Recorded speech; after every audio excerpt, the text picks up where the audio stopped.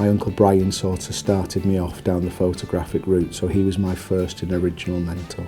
He was a very, very keen photographer, and he'd go out shooting stuff and he'd ask me would I like to go. And at 10, 11 years old, he was as cool was, you know. He drove an Audi Quattro, and it was just good to sort of zip up and down the country and watch what he was doing. But watching became wanting to do. Saved up, got my first SLR, and he showed me the difference between an f-stop and a bus stop.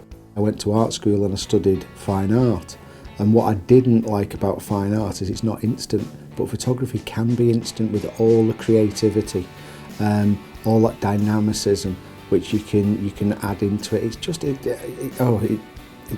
your mistress, it's your addiction, it's everything photography. It's just whatever you want it to be and more. It's brilliant. I first realised that photography was going to be my life, my career, as you say, when I got kicked out of art school. I very naively decided that, right, that's it, I'll show you, I'll start my own studio, start my own business. With the power of hindsight, I would never ever have done that.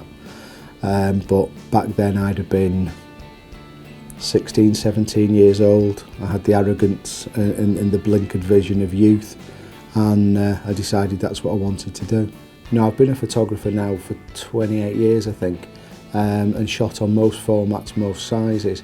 And it was a little bit of an alien concept to me, the Micro Four Thirds camera, because it was smaller, it was compact, and I didn't want to like it. And then I made the fateful error of shooting with it. The fact that now that we can, me and my assistant, we can travel on a plane with 2 carry-on pieces of luggage and have everything we need to take a 6, 7, 8 light portrait at the end of our destination and not compromise on quality, it's just unreal.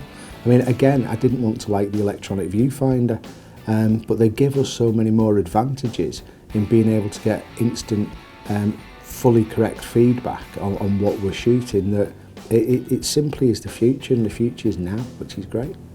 A great camera helps. That's very, very true. And obviously I like to stack the odds in my favour, and that's why I'm a big fan of the EM1. Having said that, I do happen to be friends with the Stig, and I'm fairly certain if I was in a Ferrari and the Stig was in a Robin Reliant, he'd still beat me around a track. So at the end of the day, the tool is important, but it's how you use the tool that is ultimately the most important. I don't believe I've produced my best work yet. Somebody asked me what was the best shot I've ever shot, and the bottom line is the answer that jumped straight into my head was whatever I'm going to do next, because I don't believe I've ever shot anything that's perfect. I don't believe I've ever shot anything that's what I actually want it to be. You know, you always review the file and think, oh, why didn't I do this, why didn't I move that, why didn't I turn the head this way, why didn't I? So it's always that drive and that urge to be better, to do better, to get better. In my opinion, it's about striving to be better tomorrow than you were today.